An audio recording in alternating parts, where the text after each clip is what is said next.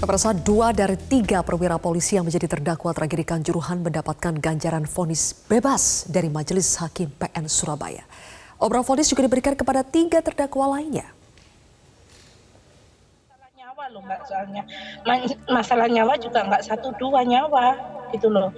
Saya mintanya vonis seberat-beratnya. Jangan dipakai guyonan seperti ini.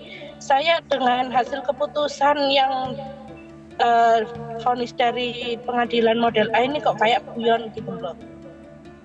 Dagelan semua. Ini sidang apa guyonan, itu loh saya yang kecewa. Saya berharap sepakat dengan kuasa hukum saya, bebaskan aja semua, nanti kita fokus di model B-nya. Saya sepakat. Itulah kekecewaan keluarga korban tragedi Stadion Kanjuruhan atas obral vonis bagi para terdakwa. Kamis 16 Maret, Majelis Hakim PN Surabaya memvonis bebas ex-Kasat Samapta Polres Malang, AKP Bambang Sidik Ahmadi, dan ex-Kabag Ops Polres Malang, Kompol Wahyu Setio Pranoto. Hakim berdalih, gas air mata yang ditembakkan Bambang Sidik Ahmadi tertiup angin sebelum sampai ke penonton. Sedangkan Wahyu Setio Pranoto tidak memerintahkan Brimob menembakkan gas air mata. Fakta video yang beredar, kami juga menemukan fakta selongsong-selongsong yang ada di tribun. Bahkan kami juga menghitung jumlah tembakan itu ada 20 lebih yang membunuh 135 orang di Stadion Kanjuruhan. Dan sejak awal bahkan dari rekonstruksi memang tidak ada tembakan ke arah tribun. Dan polisi telah membohongi seluruh rakyat Indonesia karena tembakan-tembakan itu yang membuat kocar-kacir Tribun 13 itu adalah tembakan gas air mata yang membuat mereka bertumpuk-tumpuk mati, tewas mengenaskan di pintu 13 adalah tembakan gas air mata. Jadi menurut saya ini kebohongan besar yang telah dilakukan oleh aparat keamanan untuk menyelamatkan diri mereka sendiri. Tembakan-tembakan itu ada dan kami sudah kumpulkan bukti, kami sudah serahkan kepada Presiden Joko Widodo. Jadi hakim menurut saya mungkin matanya buta atau matanya tidak mau melihat fakta, tapi jelas-jelas bahwa tembakan gas air mata itu ada. Sementara yang dinyatakan terbukti bersalah memerintahkan penembakan gas air mata adalah AKP Hasdarmawan, mantan Danki 1 Brimob Polda Jatim. Hasdarmawan divonis 1 tahun 6 bulan penjara, lebih ringan dari tuntutan jaksa 3 tahun penjara. Sepekan sebelumnya, obral vonis juga diberikan kepada Ketua Panpel pertandingan Arema FC versus Persebaya Surabaya, Abdul Haris, yang divonis 1 tahun 6 bulan penjara. Hakim juga memberi vonis ringan bagi terdakwa Suko Sutrisno selama 1 tahun penjara. Putusan hakim soal tragedi Kanjuruhan pun disebut sandiwara belaka.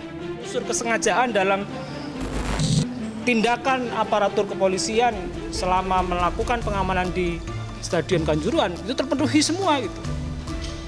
Lebih dari sekedar kelalaian, itu bahkan unsur kesengajaan.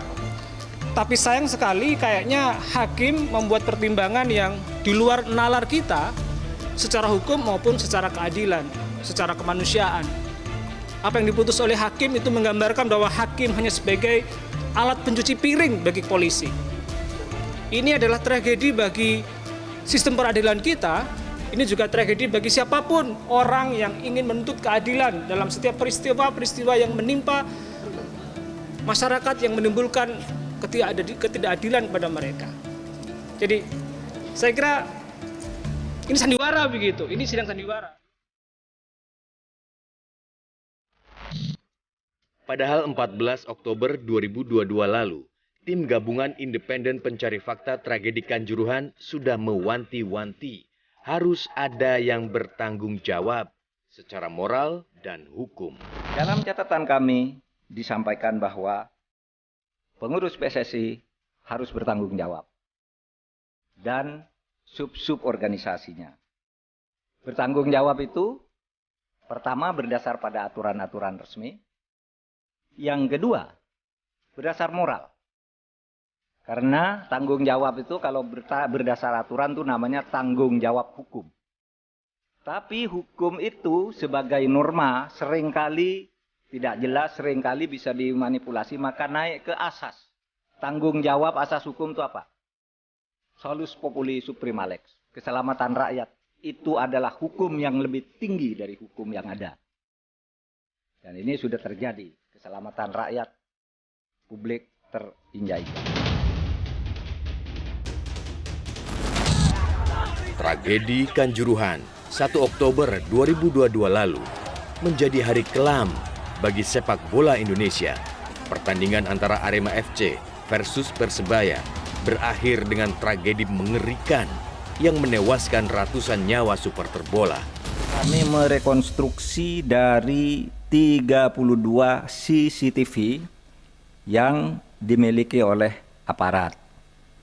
Jadi itu lebih mengerikan dari sekedar semprot mati gitu. Ada yang saling gandengan untuk keluar bersama, satu bisa keluar, yang satu tertinggal, yang di luar balik lagi untuk nolong temannya, terinjak-injak mati. Ada juga yang memberi bantuan pernafasan itu karena satunya sudah tidak bisa bernafas, membantu kena semprot juga mati gitu. Itu ada di situ. Lebih mengerikan daripada yang beredar karena ini ada di CCTV. Nah, kemudian yang mati dan cacat serta sekarang kritis dipastikan itu terjadi karena desak-desakan setelah ada gas air mata yang disemprotkan. Itu penyebabnya.